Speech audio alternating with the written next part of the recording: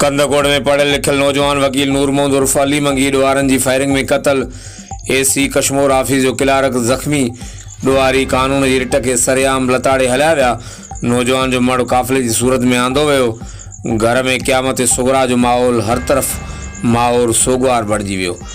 मिलियल ॼाण मूजिबि कंदकोट लॻ बख्शापुर थाणे जे अदा इंडस हाईवे ते ॾींहं ॾिठे जो ॾुआरी अंधे फाटक लॻ रोड ते कार खे रोकण जी कोशिश कई।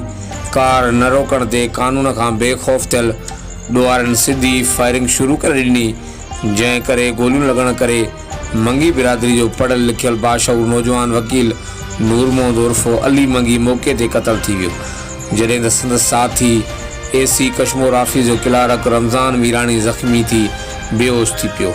लाश ऐं ज़ख़्मी खे सिविल अस्पताल आंदो वियो।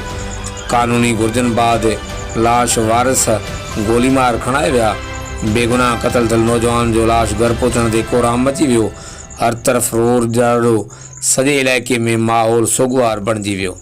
वाक़े बाद ॾुआरी कानून जी रिट खे लटाड़ींदे आसानी सां फ़रार थी विया। मक़तूल जी जनाज़ा निमाज़ में हज़ारे माण्हुनि शिरकत कई।